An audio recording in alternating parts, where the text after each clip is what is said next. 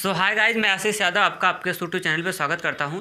दोस्तों, अगर आप किसी भी प्रतियोगी नो प्रतियोगी नहीं किसका हाँ अगर आप क्लास 10th की अगर तैयारी करते हो तो बिल्कुल सही स्थान पे है। तो चलिए, जैसा कि पता होगा कि क्लास कौन सा आपका है, ये फिजिक्स का क्लास है और इसमें हम लोग डेली किसका अध्ययन करते हैं, फिजिक्स का।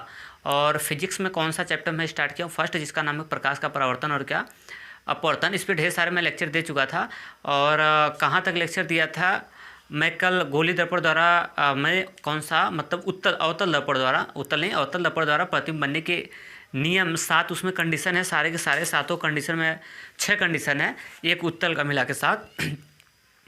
तो छवों के छवों कंडीशन में क्या किया था, कल समझाया था, एक बचा हुआ था तो आज उसको मैं समझाता हूँ। नहीं, आज हम लोग क्या करते हैं, लिखने का काम करते हैं। किसका काम करते हैं? आज हम लोग लिखने का काम करते हैं। और आज हम लोग लिखने का काम करते हैं क्योंकि इसके पहले हम कहाँ तक बता चुके थे पता है। इसके पहले हम वहीं पे रोके थे, उसके बाद क्लास समझाने वाला लिए थे कहाँ तक, गोली दर्पण द्वारा प्रतिबिंब खींचने के नियम या बनने के नियम। वहाँ पे 3 नियम लिखवाया था। कितने नियम? 3 नियम बता के वहीं से फिर उसके बाद मैं लेक्चर वाला क्लास लिया था, 2-3 क्लास साथ लेक्चर का हुआ था। तो आज हम करते हैं जो मैं 2-3 क्लास में लेक्चर दिया था उस लेक्चर को आज मैं क्या करने जा रहा हूँ, आज मैं पूरे लिखवा देता हूँ। आपको लिखवा देंगे ना तो पेपर में आप तैयार कर लीजिएगा, आपके लिए बहुत बेनिफिट होने वाला है। जितना बता रहा हूँ उतना कॉन्सेप्ट तैयार करिए, केवल आपके बोर्ड के पर्पज़ से मैं आपको बता रहा हूँ। आप क्लास 10th में है ना, तो बोर्ड के पर्पज़ से मैं आपको बता रहा हूँ, यूपी बोर्ड के पर्पज़ से। अगर आप किसी अदर बोर्ड में होंगे, क्योंकि जानते हैं ना सारे के सारे सिचुएशन वहीं पे, अगर एमपी बोर्ड से पढ़ेंगे तो थोड़ी ना अवतल लेंस और ये अरे उत्तल दर्पण ये सब है वहाँ पे बदल जाएगा, सब कुछ वही रहेगा, उससे कोई दिक्कत नहीं। किसी भी बोर्ड से वो चलेगा, सब चलेगा। तो अब हम लोग आपको बताने जा रहे हैं, तो चलिए देखिए इन जो रूल हैं उसको मैं क्या कर देता हूँ, थोड़ा सा साइड में आप सबको समझाने के लिए मैं आपको लिख देता हूँ। आपको लिखना नहीं है, अभी हेडिंग डलवाऊंगा जब कहूँगा ना तो वहाँ से आप लिखिएगा। पहले मैं तीनों कंडीशन आपको थोड़ा सा बता देता हूँ मेन, क्योंकि इनके बिना बात अधूरा हो जाती है, मज़ा नहीं आता है ना, तो इसलिए मैं आपको बता देता हूँ। पहला, जब प्रकाश की किरण कहाँ थी, जब प्रकाश किरण मुख्य अक्ष के कहाँ हो, समांतर हो। तो लंबे से बता रहा हूँ जल्दी से, क्योंकि ये बहुत बार लेक्चर हो चुका है, अब आपको याद हो गया होगा। M1 यहाँ पे ले लिया, यहाँ पे क्या ले लिया, M2 ले लिया। और अगर ये प्रकाश की किरण आती है मुख्य अक्ष के, दर्पण का ध्रुव यहाँ पे P होता है और यहाँ पे C होता है, बीचों बीच क्या होता है, F होता है। तो यदि प्रकाश की किरण जो होती है अगर मुख्य अक्ष के समांतर आती है तो दर्पण से टकराने के बाद कहाँ से पास हो जाती है, मुख्य फोकस से पास हो जाती है। तो ये पहला रूल हो गया। और उसके बाद हम लोग बात करते हैं कौन सा रूल, दूसरे रूल की बात करते हैं हम लोग। तो दूसरा का रूल क्या था, यदि प्रकाश की किरण कहाँ से गुजरे, वक्रता केंद्र से। कहाँ से, जल्दी से लिख रहा हूँ, वक्रता बोल दिया हूँ, अगर प्रकाश की किरण वक्रता केंद्र से गुजरे ना। तो अब यहाँ से लीजिए, अब मैं इसका नाम ले लिया क्या, M1 रख लिया और यहाँ पर नाम रख लिया कितना, M2। और ये पिंड बाहर की ओर किया हूँ तो इसका मतलब कौन सा दर्पण हो जाएगा, अवतल दर्पण। यहाँ से P हो जाएगा और यहाँ पर क्या हो जाएगा, यहाँ पर हो जाता है आपका कितना, C, थोड़ा और पास कर दिया। और यहाँ पे बीच में क्या होता है, F। अगर प्रकाश की किरण कहाँ से गुजरे, C से अगर आपका गुजरता है ये ऐसे, तो दर्पण से जानते हैं ना, दर्पण से टकराने के बाद वापस उसी रास्ते से क्या हो जाता है, चला जाता है। मेरा थोड़ा सा बेंड हो गया होगा चलेगा, अब इंची से खींचेंगे तो सही आएगा, उससे कोई दिक्कत नहीं है। तीसर की अगर मैं बात करता हूँ, अगर किसी को दिक्कत होगा तो बोलिएगा, मैं इंची से खींच लूँगा, इतना बड़ा निकालूंगा इंची ना, सटा के खींच दूँगा हाँ और तीसरा का, यदि प्रकाश की किरण कहाँ से जाए, मुख्य फोकस से जाए। जल्दी से कर रहा हूँ ना, फोकस से, कहाँ से, फोकस का मतलब समझ गए ना। यदि प्रकाश की किरण मुख्य फोकस से गुजरे या फिर क्या करे, जाए, तो ये तीसरा का कंडीशन था। ये लिखना नहीं है, अभी समझा रहा हूँ। यहाँ पे हो जाएगा M2 और M1, यहाँ पे ले लिया मैंने क्या, M2। नाम ले रहा हूँ, नाम ले सकते हैं कि नहीं, आपका नाम है कि नहीं है, कि बिना नाम के हो। आप अपना नाम तो बड़ा अच्छा अच्छा रखते हो, तो दर्पण का कौन रखेगा। यहाँ पे P हो जाएगा, यहाँ पे क्या हो जाएगा, C हो जाएगा, यहाँ पे क्या हो जाएगा, F हो जाएगा। तो ये रूल रहता था कि अगर प्रकाश की किरण कहाँ से जाए, मुख्य फोकस से जाता है, तो दर्पण से टकराने के बाद मुख्य अक्ष के कहाँ हो जाता है, समांतर हो जाता है। अब ऊपर से डाल सकते हैं, कोई दिक्कत नहीं है। तो ये 3 रूल मैं आपको बता चुका था। और आज हम लोग करते हैं यहाँ से स्टार्ट, यहाँ से हम लोग क्या करते हैं स्टार्ट। और आज हम लोग पढ़ने वाले हैं, और क्या बताऊँ, तो आज का हेडिंग आप लोग डाल लीजिए। चलिए हेडिंग डालिए, आज की हेडिंग डालिए, लिखिए अवतल दर्पण द्वारा प्रतिबिंब का बनना, अवतल दर्पण द्वारा प्रतिबिंब का बनना, ये आज का हेडिंग होगा। उसके ये अवतल दर्पण द्वारा प्रतिबिंब का बनना और डैश लगा के इसके अंदर ब्लू पेन से लिखिए। इसके अंदर हेडिंग हो गया और इसके अंदर ब्लू पेन से लिखिए। इसमें लिखिए अवतल दर्पण के द्वारा, अवतल दर्पण द्वारा निम्नलिखित 6 प्रकार के प्रतिबिंब निम्नलिखित 6 प्रकार के प्रतिबिंब हमें प्राप्त होते हैं। निम्नलिखित 6 प्रकार के प्रतिबिंब जो होते हैं हमें प्राप्त होते हैं। अब उसके बाद क्या करेंगे, एक खड़ी पाई लगाएंगे। 6 प्रकार के प्रतिबिंब प्राप्त होते हैं, एक खड़ी पाई लगाएंगे। अब उसमें हेडिंग डालेंगे, खड़ी पाई हो गया ना, अब उसके बाद हेडिंग डालेंगे। 6 प्रकार में हो गया तो पहले प्रकार का हेडिंग डालेंगे, लिखेंगे हेडिंग डालिए जब वस्तु, हेडिंग डालिए, अब भी डालिए, जब वस्तु अनंत पर हो। जब वस्तु कहाँ पे हो, अनंत पर हो, पहला कंडीशन ये हेडिंग होगा। जब वस्तु कहाँ पे हो, अनंत पे हो, ये हेडिंग होगा। हो गया हेडिंग, पड़ गया ना आपको। तो ऐसे हेडिंग डालेंगे तो पहले आप क्या करेंगे, पहला उसका इमेज बनाएंगे। पहले क्या बनाएंगे, इमेज। इमेज जब बन जाएगा, इमेज को बोलते हैं मतलब किरण आरेख। इमेज बोले तो क्या, किरण आरेख। पहले उसका आप किरण आरेख बना लेंगे। तो किरण आरेख बना के तो उस किरण आरेख को देख के उसके बारे में क्या कर देंगे, लिख देंगे और उसके बाद समाप्त हो जाएगा। क्या मेरी बात समझ में आ रही है? मैं आपको ये बताना चाह रहा हूँ कि ये हेडिंग डालेंगे जब वस्तु कहाँ पे होगा, अनंत पे। तो इसका क्या करेंगे, किरण आरेख बना के, जब किरण आरेख बन जाएगा, जैसे कल किरण आरेख बना रहा था ना, तो किरण आरेख बन जाएगा। तो इस किरण आरेख को देख के ही आप नीचे क्या करेंगे, लिखेंगे। इसके बारे में कुछ वर्णन करेंगे ना, कुछ इसके बारे में क्या करेंगे, एक्सप्लेन करेंगे ना। टीचर को बताएंगे कि जब वस्तु अनंत पे होता है तो क्या उसकी कंडीशन सिचुएशन होती है। तो चलिए पहले हम इसका इमेज बनाते हैं। देखिए जब वस्तु कहाँ पे होती है, अनंत पे। कहाँ पे होती है, अनंत पे। तो ये कंडीशन बताया नहीं था तो मैं आपको बता देता हूँ। यहाँ पे ले लिया M1 और यहाँ पे क्या ले लिया मैं, M2 ले लिया, M1 ले लिया और यहाँ पे क्या ले लिया, M2 ले लिया। और यहाँ पे हो गया आपका क्या, P पोल ध्रुव, और यहाँ पे क्या हो गया, C। और मुख्य अक्ष थोड़ा सा हम लोग क्या कर लेते हैं, और बढ़ा दिया मैंने, और कहाँ हो गया, मुख्य अक्ष बढ़ा दिया तो ये आपका अनंत पे हो गया। और यहाँ पे होता है आपका क्या, F। क्या होता है, F। तो देखिए मैं आपको बता रहा हूँ, ये इस वाले सिचुएशन में, इस वाले कंडीशन में जब वस्तु अनंत पे होती है, कहाँ पे होती है, अनंत पे ना, तो उसका जो प्रतिबिंब होता है, वो प्रतिबिंब जिसको बोलते हैं ना, बहुत छोटा बनता है। जैसे इसके पहले जो कंडीशन में देख रहे हैं तो एक केस में जो होता था, वस्तु इतनी बड़ी थी तो प्रतिबिंब इतना बड़ा। फिर जब वक्रता केंद्र पे गया तो जितना बड़ा प्रतिबिंब था उतना बड़ा वस्तु बना। और फिर जब एकदम छठवें, कल समझाया था ना, जब छठवें केस में गए थे तो जो प्रतिबिंब था वो आभासी, सीधा और आकार में वस्तु से क्या बन गया था, बड़ा बना था। तो प्रतिबिंब उतना बड़ा बना था। तो वही हाल है, जब वस्तु अनंत पे होती तो उसका जो प्रतिबिंब होता है उतना बड़ा नहीं बनता है, बहुत छोटा बनता है। मतलब इतना बड़ा नहीं, एकदम छोटा छोटा छोटा छोटा करते करते बहुत छोटा बनता है। इतना छोटा बनता है, लगभग बिंदु के आकार का बनता है। कैसा बनता है, बहुत छोटा, बिंदुवत, एकदम छोटी का बनता है। कब, जब वस्तु कहाँ पे होती है, अनंत पे। तो अब उसको मैं अगर आपको समझाऊं कि यार अनंत पे अगर होती है तो उसका, और वो भी बनता कहाँ है, वो भी बनता है कहाँ पता है, इसी मुख्य फोकस पे बनता है, या फिर ऐसे कहूँ कि इसी मुख्य फोकस के नीचेवा छोटा सा बनता है। या फिर अगर ऐसे समझिए तो और बेस्ट होगा, कहाँ बनता है, मुख्य फोकस पे बनता है। तो देखिए अब हम लोग क्या करते हैं, अगर प्रकाश की किरण कहाँ से आती है, अगर मान लेते वस्तु कहाँ रखी गई है, आपकी अनंत पे है वस्तु, आपकी कहाँ रखी गई है, ऑब्जेक्ट कहाँ पे रखी गई है, अनंत पे रखी गई है। लीजिए ये आपकी ऑब्जेक्ट रख देगी कहाँ पे, अनंत पे। तो जब अनंत पे ऑब्जेक्ट अगर आप रखे हैं तो जब मुख्य अक्ष के अब अनंत से जब प्रकाश किरण आती है, अनंत से प्रकाश, आपको पता होगा अनंत से अगर प्रकाश की किरण आती हैं तो हमेशा कैसी होती हैं, समांतर होती हैं।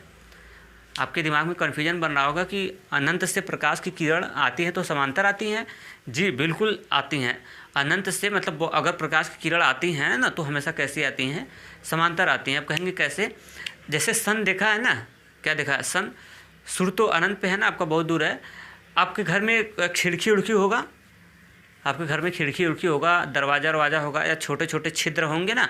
आप अपने घर में ऐसे खड़े हो जाइएगा, जैसे सामने खिड़की है मान लेता उधर, तो सन की लाइट अगर उस खिड़की में से आ रही होगी, खिड़की अगर होगी तो सन की लाइट अगर उस खिड़की में से आ रही होगी, तो आप ऐसे खड़ा होकर जैसे देख रहे हैं, मान लेते खिड़की इधर है और उसमें से लाइट आ रही, तो आप ऐसे खड़ा होकर देखेंगे ना ऐसे, तो जो लाइट आएंगी देखेंगे एकदम सीधा आती हैं।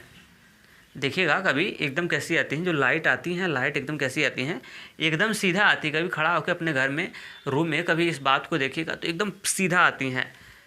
तो ये कहा गया, अनंत से अगर लाइट आती है तो हमेशा समांतर आती हैं।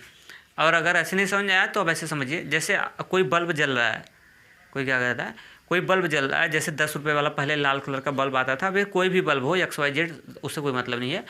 आप उस बल्ब को दूर से देखिए, कहाँ से देखिए, उस दूर से देखिए तो उस वहाँ से पतली पतली पतली पतली किरण जैसा आपको नज़र आएगा। क्या नज़र आएगा, आपको देखने को मिलेगा पतली पतली पतली पतली किरण। उन किरणों पे थोड़ा आप गौर करेंगे ना, तो गौर करेंगे तो किरणें देखेंगे तो एकदम कैसी आएंगी, एकदम आपको सीधी नज़र आएंगी। किरणें अगर आप देखते हैं ना तो किरणें आपको कैसी नज़र आएंगी, सीधी आएंगी। तो अगर मैं वही कह रहा हूँ कि अगर आप बहुत दूर से अगर अनंत से अगर लाइट को आप देखते हैं, कहाँ से, अगर अनंत से अगर आप लाइट को देखते हैं ना, बहुत दूर से देखते हैं, तो प्रकाश की किरणें हमेशा कैसे चलती हैं, पैरेलल चलती हैं। तो इस वाले कंडीशन में यही पे वस्तु अगर अनंत पे रखी है तो इससे प्रकाश की किरण जो आती हैं वो हमेशा कैसी आती हैं, समांतर आती हैं। कैसा आती हैं, समांतर आती हैं ना। तो इस हिसाब से समांतर आती है। जानते हैं समांतर किरणें अगर आएंगी तो दर्पण से टकराने के बाद कहाँ से आती हैं, पता, मुख्य फोकस से गुजरती हैं। कहाँ से, मुख्य फोकस से। उसी तरह जैसे अगर ऑब्जेक्ट को मैं थोड़ा सा बढ़ा दूँ ना, बड़ा ऑब्जेक्ट ले लेता हूँ। अब उसी तरह और समझाने के लिए, जैसे यहाँ से अगर प्रकाश की किरण डालूँ, नीचे से इस बार डाल रहा हूँ, तो दर्पण से टकराने के बाद कहाँ से गुजरेगा, मुख्य फोकस से होकर जाएगा, क्योंकि ये भी तो मुख्य के समांतर है। क्योंकि अनंत से प्रकाश किरण आएगी तो मुख्य के समांतर ही आएगी, तो मुख्य के समांतर है। दर्पण से टकराने के बाद कहाँ से गुजरेगी, मुख्य फोकस पे। तो ये दोनों इमेजवा कहाँ काट रहे हैं, दोनों एक दूसरे को कहाँ पे काट रहे हैं, मुख्य फोकस पे ही काट रहे हैं। किस पे, मुख्य फोकस पे काट रहे हैं। तो अगर ये मुख्य फोकस पे काट रहे हैं ना, अभी आपको देख सुनिए, ये मुख्य कहाँ काट रहे हैं, मुख्य फोकस पे काट रहे हैं। तो ये जो मुख्य फोकस पे काटते हैं ना, तो ऐसे केस में आप देखेंगे तो ये काटा तो जरूर है, ऊपर नहीं गया है और ना ही मुख्य से कहाँ गया, नीचे है, मुख्य अक्ष पे है ना। तो ये देखेंगे वो तो बहुत छोटा इमेज बनता है, एकदम कैसा, बिंदु के आकार का। क्योंकि इसमें लंबाई कहाँ है, क्योंकि जहाँ पे इमेज कटता है वहीं से हम लोग मुख्य अक्ष पे क्या डालते हैं, लंब डालते हैं। वहीं पे हम लोग क्या करते हैं, मुख्य अक्ष पे क्या करते हैं, लंब डालते हैं। तो यहाँ पे तो लंब डालने का कोई ऑप्शन ही नहीं है, मुख्य अक्ष पे लंब, क्योंकि ये मुख्य अक्ष पे खुद ही है, तो लंब डालने की आवश्यकता नहीं है। तो इस वाले इसीलिए कहा जाता है कि इस वाले केस में जब वस्तु अनंत पे होती है तो इसका इमेज जो होता है बहुत छोटा बनता है, लगभग बिंदु के आकार का, इतना छोटा कि उसको हम लोग क्या मान लेते हैं, बिंदु मान लेते हैं, एकदम छोटू सा बनता है इस वाले सिचुएशन में। किस वाले सिचुएशन में, इस वाले सिचुएशन में एकदम बिंदुवत बनता है, छोटा। तो अब कहेंगे कि अगर यार बिंदुवत बनता है, कैसा बनता है, अगर ये बिंदुवत बन रहा है तो फिर अगर इसको हम लोग क्या बोलेंगे, सीधा बोलेंगे कि उल्टा बोलेंगे, यानी वास्तविक बोलेंगे कि आभासी बोलेंगे। तो अब देखिए, अब ये तो बिंदुवत एकदम बन रहा है, मुख्य अक्ष पे बन रहा है। अगर मुख्य से नीचे बनता, मुख्य से अगर नीचे बनता तब तो उल्टा बोलते, या तो मुख्य से अगर ऊपर बनता तब तो कैसा बोलते, सीधा बोलते। सीधा बोलते आभासी। जैसे छठवां केस में कल समझाया था, तो उसमें मुख्य से कहाँ बन रहा था, ऊपर बन रहा था। छठवां केस में जैसे समझाया था कल, तो मुख्य से कहाँ बन रहा था, ऊपर बन रहा था। तो मुख्य से ऊपर बनेगा तो सीधा और आभासी होगा, और मुख्य से नीचे बनेगा तो वास्तविक और क्या होगा, उल्टा होगा। तो अब बतिया ये है कि ये ना तो मुख्य से ऊपर बना है, ना तो मुख्य से ऊपर नीचे बना है। तो यहाँ पे सीधा और उल्टा का तो सवाल ही नहीं आता है, सीधा और उल्टा का सवाल ही नहीं आता है। तो फिर आप कहेंगे तब इसको क्या बोलेंगे कि सीधा है कि उल्टा है। तो देखो, जब बिंदुवत है, ना तो ऊपर गया ना तो नीचे गया है, तो सीधा और उल्टा का सवाल नहीं पैदा होता है। लेकिन हाँ, एक चीज़ मैं आपको बता दूं, अगर जैसे लाइट जा रही मुख्य के कहाँ, समांतर, लाइट अगर कैसे जा रही है, मुख्य के समांतर। अगर जैसे अब यहाँ पे अगर इसका हम, तो यहाँ पे तो ना तो आप सीधा बोलेंगे कि, और ना ही क्या बोलेंगे, इसको अगर उल्टा भी बोलते हैं तो भी यहाँ पे करेक्ट नहीं होगा, क्योंकि ना तो सीधा है ना तो उल्टा है। अगर मुख्य से थोड़ा सा नीचे होता तो लंब डालते तो उसका एरो नीचे आता, तो भाई बोलते वास्तविक उल्टा है। अगर और आकार में वस्तु से छोटा है, और ऊपर अगर जाता तो बोलते कि आभासी, वो आभासी है, सीधा है। लेकिन मुख्य अक्षवा पे खुद ही बनता है। तो इसी को हम लोग थोड़ा सा और समझाने के लिए, है ना, अगर थोड़ा सा और आपको समझाऊं तो देखिए, अगर जैसे दर्पण को मैं अगर ऐसे M1 और यहाँ से कर दिया कितना, M2 कर दिया, और यहाँ पे डॉट डॉट डॉट डॉट इस तरह से मैंने कर दिया, कलई कर दिया, और यहाँ पे दर्पण का ध्रुव क्या कर लिया, P ले लिया, और यहाँ पे क्या कर लिया मैं मान लिया C ले लिया, यहाँ पे क्या कर दिया, F ले लिया। क्या ले लिया मैं, F ले लिया। तो अब इसको थोड़ा सा मैं आपको समझाने के लिए मैं थोड़ा सा बढ़ा देता हूँ, ऊपर भी बढ़ा दिया, थोड़ा बड़ा रहेगा तो समझाने में अच्छा पड़ेगा मुझे।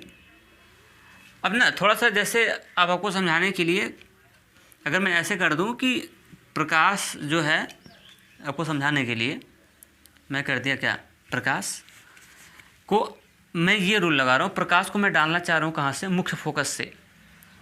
कहाँ से, मुख्य फोकस से। इधर देखिए, अगर प्रकाश की किरण अगर मुख्य फोकस से जाती है तो दर्पण से टकराने के बाद मुख्य की कहाँ हो जाती है, समांतर हो जाती है। ये रूल पड़ा है ना।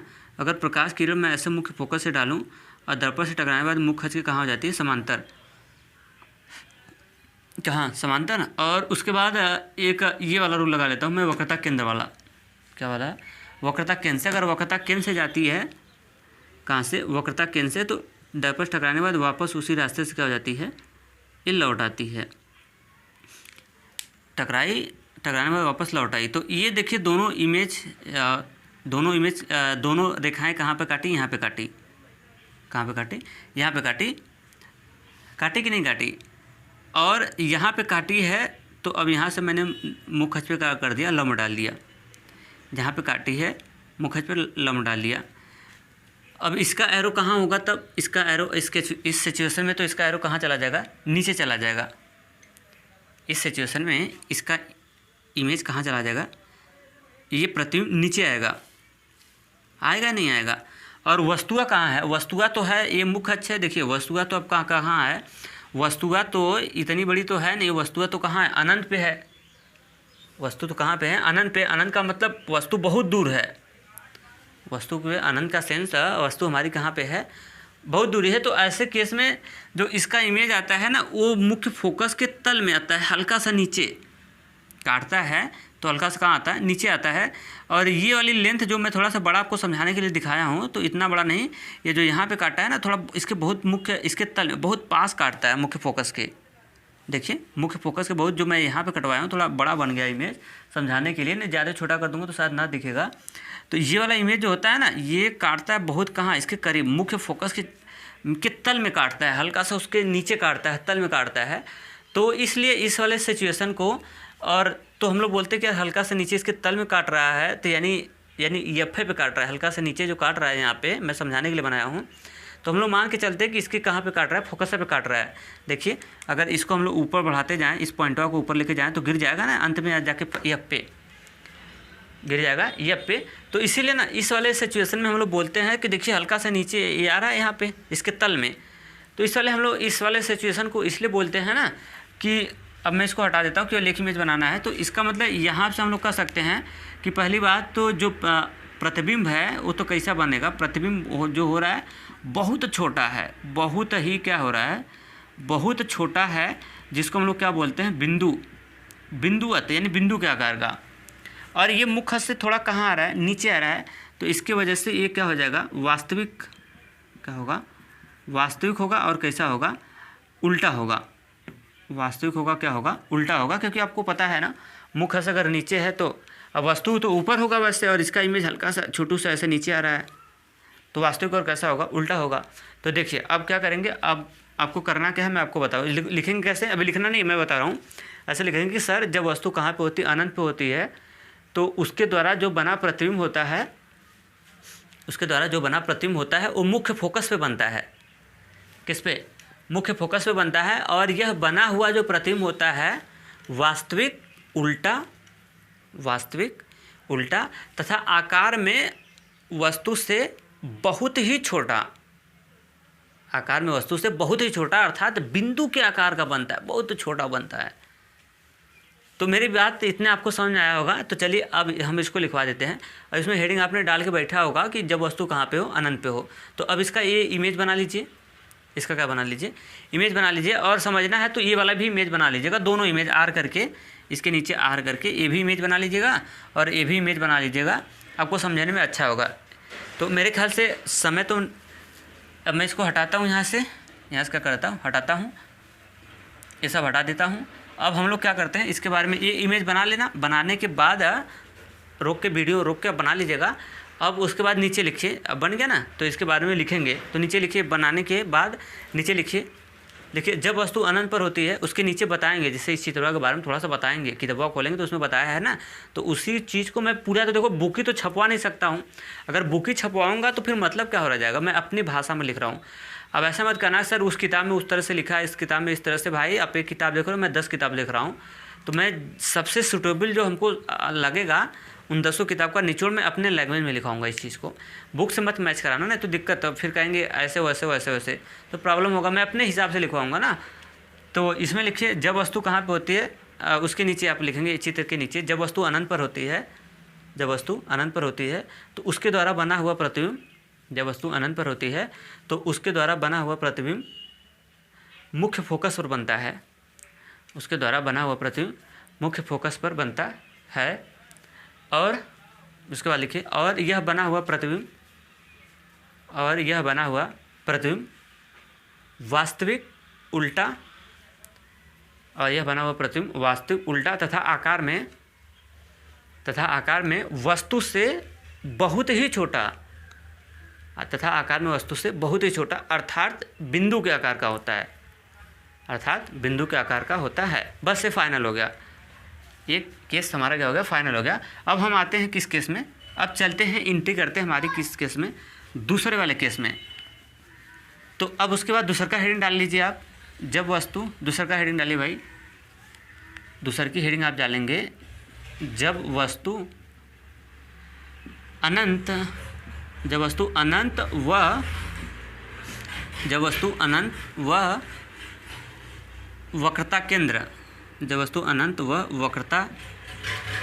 वक्रता केंद्र कुष्ठ में ऐसे लिखिएगा सी के बीच हो, ये हेडिंग डालेंगे, बीच हो। आपके बुक में इस तरह से हेडिंग डाला होगा, जब वस्तु अनंत और वक्रता केंद्र, कुष्ठ में लिखना ओ नहीं, वक्रता केंद्र को सॉरी सी से दिखाते हैं, सी लिख लीजिएगा कुष्ठ में कि कहाँ हो, बीच हो।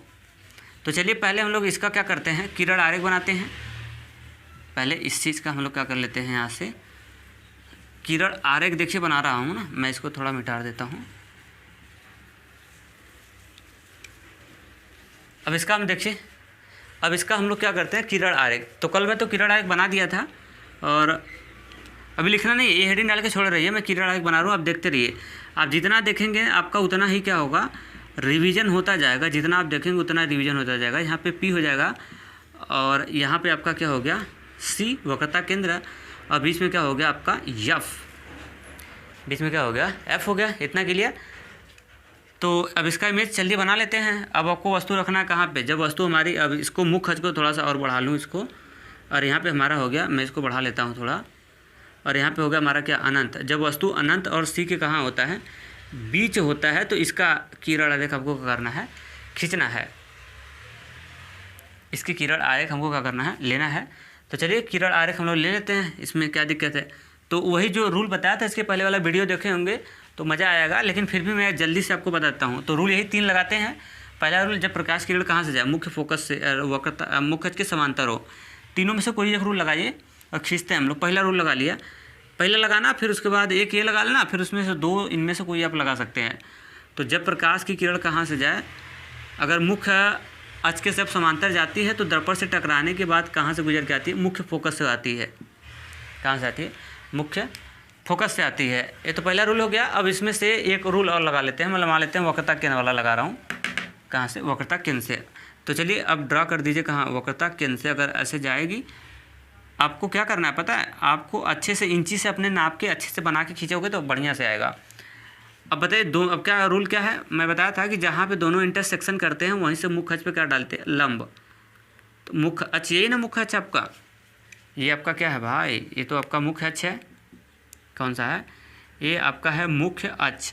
तो वहीं से मुख्य अक्ष पर लंब डालते हैं, और ये काटा कहाँ है, मुख्य अक्ष से नीचे, तो एरो इसका कहाँ हो जाएगा, मुख्य अक्ष से कहाँ होगा, नीचे होगा। अब इसका नाम मैं ले लिया, इसका नाम क्या कर लिया, ले लिया, मान लेता हूँ ओ और ओ डैश, और यहाँ पे आई और क्या ले लिया, आई डैश। तो अब बताइएगा, जब वस्तु कहाँ पे होती है, अनंत और वक्रता केंद्र सी के बीच होती है, तो ऐसे लिखेंगे कि जब वस्तु अनंत, लिखना है ये भी देखो, जब वस्तु अनंत और कहाँ, ये अनंत है, मैं यहाँ पे अनंत माना हूँ, अनंत और क्या, वक्रता केंद्र सी के कहाँ होता है, बीच होता है, तो उसके द्वारा जो बना हुआ प्रतिबिंब होता है वो कहाँ पे, सी और एफ के बीच, वक्रता केंद्र और मुख्य फोकस एफ के कहाँ होता है, बीच होता है। और यह बना हुआ जो प्रतिबिंब होता है वो वास्तविक उल्टा और आकार में वस्तु से क्या होता है, छोटा होता है ना, आकार में वस्तु से छोटा। तो पीछे का वीडियो में आपको समझाया था ना, यहाँ पे भी बता दिया आपको, यहाँ पे भी बता दिया, पीछे भी बताया था। वास्तविक क्यों बोल रहा हूँ, क्योंकि उल्टा इमेज बना हुआ है। उल्टा को हम लोग क्या बोलेंगे, वास्तविक, क्या बोलेंगे, वास्तविक बोलेंगे। और ये आकार में वस्तु से कैसा है, छोटा है, वस्तु बड़ी होती है और ये छोटा होता है। जब आप इंची से नाप के किरण रेखा खींचेंगे तो और ज़्यादा क्लियरिटी आपको आएगी। तो चलिए ये इमेज बनाइए, इसमें तो सब कंप्लीट, नाम भी पड़ गया। यहाँ पे हमने अनंत कंसिडर कर दिया थोड़ा सा, चलो यहाँ पे मैंने क्या कर लिया, इतना बना दिया, यहाँ पे मैंने अनंत मान लिया, यहाँ पे सी, और सब हो गया। इमेज बना लो, इमेज आपको क्या करना है, बना लेना। आपके बुक से, अगर मैं समझा दिया हूँ, अगर बुक से बनाना चाहते हो तो बुक से अपने खींच के बना लीजिएगा, इसमें कोई दिक्कत थोड़ी ना है। नाम मैं देखो क्या लिया हूँ, किताब वाला हो सकता है, दूसरा नाम ले सकता है, उससे कोई दिक्कत नहीं है। तो ये बन गया इमेज। अब इसके अंदर ब्लू पेन से लिखिए आप। ये तो हो गया, मेन हेडिंग पढ़ी। इमेज बना के पहले पेपर में जब बैठिएगा, जब भी पेपर में बैठिएगा तो इमेज बना के फिर उसके नीचे लिखिएगा। इससे फ़ायदा क्या होगा, जैसे अगर आप इमेज बनाए रहेंगे तो इसी में से देख के लिखेंगे ना, तो आपके लिए अच्छा होगा। तो देखिए मैं यही इसी में से देख के बोलूँगा।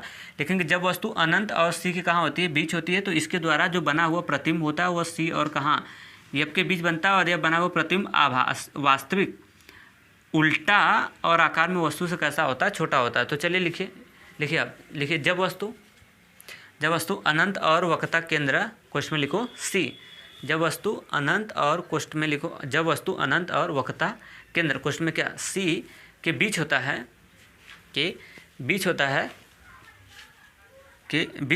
तो इसके द्वारा बना हुआ प्रतिबिंब वक्रता केंद्र और मुख्य फोकस एफ के बीच होता है। और यह बना हुआ प्रतिबिंब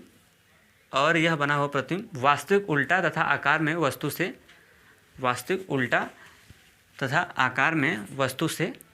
छोटा बनता है, बस से फाइनल हो गया आपका। क्या होगा, ये क्लियर। अब वस्तु कहाँ चली जाएगी, अब इसके बाद वस्तु को हम लोग इस तरह से आगे खिसकाते हुए लेके चले जाएंगे कहाँ पे, सी पे। सी बोले तो क्या, वक्रता केंद्र। अब तीसरा नंबर हेडिंग डालिए, लिखिए तीसरा नंबर हेडिंग डाल के, जब वस्तु वक्रता केंद्र, क्वेश्चन में क्या, सी पर हो, क्या हो, सी पर हो। तो देखिए जब वस्तु कहाँ चली गई, अब वक्रता केंद्र बोले तो कहाँ पे चली गई, सी पे चली गई। और मैं आपको एक चीज़ बता रहा हूँ, इसमें से पेपर में कैसे पूछता है, पेपर में ऐसे पूछेगा कि जब वस्तु वक्रता केंद्र पर हो तो उसका किरण आरेख बनाइए। तो ये जो बनाने जा रहा हूँ वो वैसे बनाएंगे। अगर ऐसे क्वेश्चन आपसे कर दिया, जब वस्तु अनंत और वह वक्रता केंद्र के कहाँ हो, बीच हो, अनंत और वक्रता केंद्र क्वेश्चन में सी के बीच हो, तो इसका किरण आरेख खींचिए। तो जो बनाया हूँ वैसे किरण आरेख खींच के फिर उसके बाद उसके बारे में लिख देंगे जितना लिखवाया हूँ, तो आपको नंबर अच्छा मिलेगा। तो आज के लिए इतना ही। वीडियो लॉन्ग ना हो ना, उसके आगे मैं कल यहाँ से क्या करूँगा, कंटिन्यू करूँगा और कल इसको क्या कर देंगे हम लोग, शायद समाप्त हो जाए तो अच्छा ही है। फिर आगे की ओर चलते हैं। क्या अच्छा लगा वीडियो, बढ़िया लगा? अगर बढ़िया लगा तो भाई अपना फीडबैक आप जरूर दीजिएगा। तो आज के लिए इतना ही। थैंक्स।